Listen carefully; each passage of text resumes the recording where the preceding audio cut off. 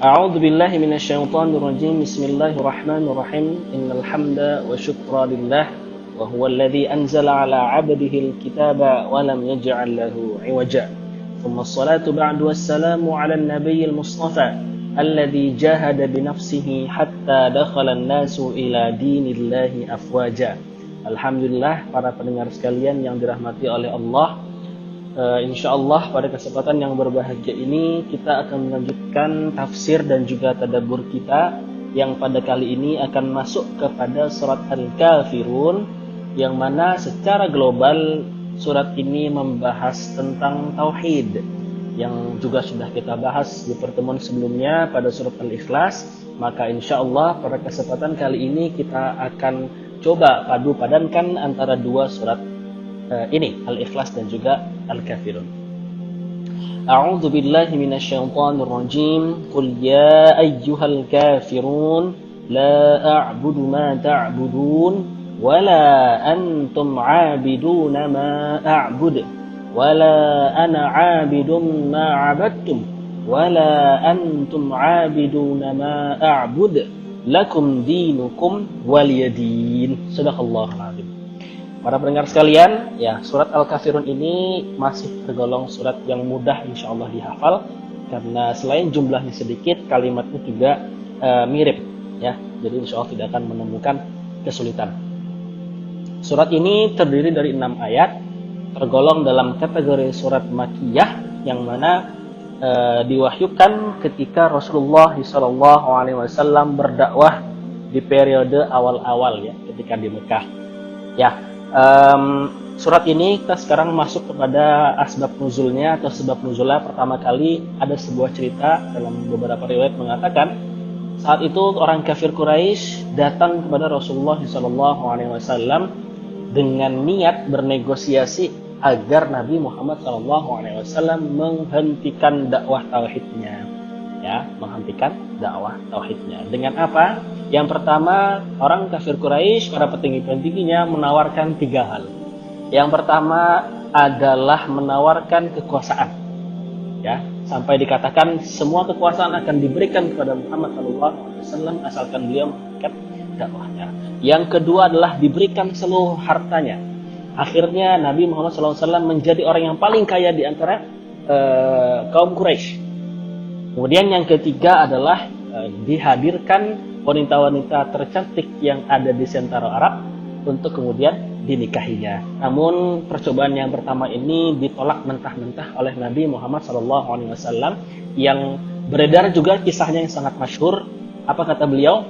Beliau mengatakan bahwa wallahi, seandainya, demi Allah, seandainya jika kalian wahai orang kafir Quraisy, wahai kaum Quraisy, wahai kaumku, meletakkan matahari dan bulan di tangan dan kiriku, niscaya aku tetap tidak akan menghentikan dakwah ini. Tidak akan menghentikan dakwah ini. Nah, kemudian masuklah pada percobaan yang berikutnya, yaitu di surat ini Al-Kafirun, ya. Apa itu? Suatu ketika kaum kafir Quraisy mendatangi Nabi Muhammad SAW, kemudian mengajak beliau untuk menyembah kepada Authan, patung-patung sesembahan orang kafir Quraisy.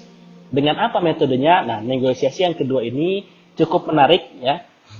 Cukup menarik karena apa? Mereka menawarkan diri untuk menyembah Allah Subhanahu wa taala selama 1 tahun.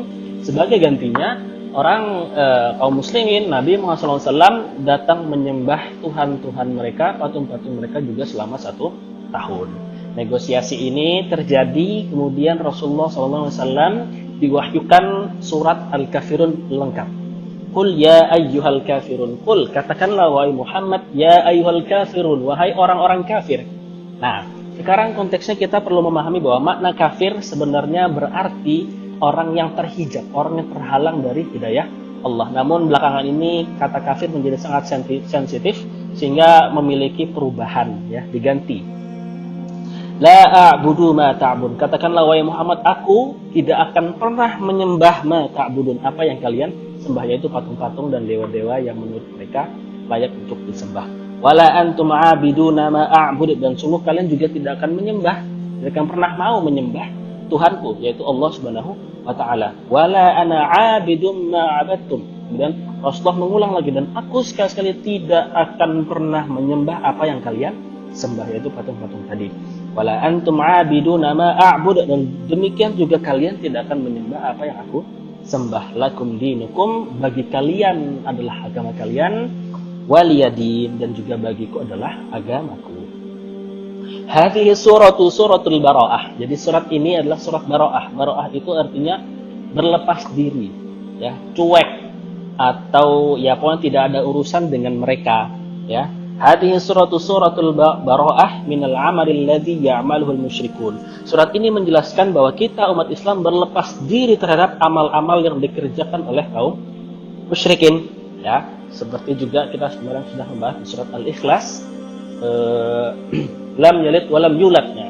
Ini sebagai bantahan kepada orang yang menganggap bahwa Allah Subhanahu wa taala memiliki anak ataupun orang tua. Kemudian kita akan masuk kepada makna syahadat yang kita akan hubungkan nanti dengan surat Al-Kafirun, ya.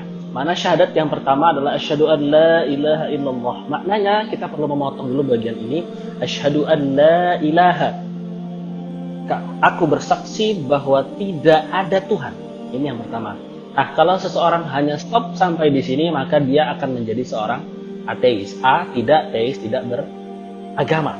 Nah, kemudian maksudnya apa di sini? Maksudnya adalah la ma'buda bihaqqin. Tidak ada Tuhan yang berhak disembah. Berarti kita menafikan semua jenis-jenis Tuhan yang kita kenal, ya.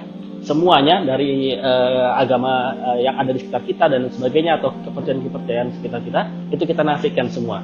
Kalau kita masukkan pada kalimat atau kata berikutnya, illallah, kecuali Allah, maka hadirlah di situ Allah sebagai satu-satunya Tuhan yang berhak untuk disembah.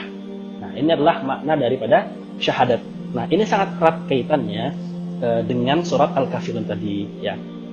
Kemudian kita akan masuk kepada lakum dinukum waliyadin, karena ayat-ayat sebelumnya la a'budu ma ta'budun sampai nanti ayat kelima itu hanya dibolak-balik maknanya, seperti penegasan yang mana mereka tidak akan pernah menyembah Tuhan kita dengan serius, dan kita juga tidak akan pernah mau menyembah Tuhan mereka.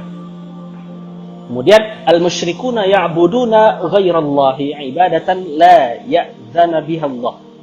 Ya, al-musyrikun, orang-orang musyrik itu menyembah selain Allah sebagai sebuah ibadah yang tidak diizinkan oleh Allah. Artinya memang Allah tidak mau disandingkan dengan apapun, disaingi dengan apapun, maka Allah pun tidak mengizinkan orang-orang kafir untuk menyembah selain Allah, tapi mereka menafikan tersebut, menafikan urusan tersebut.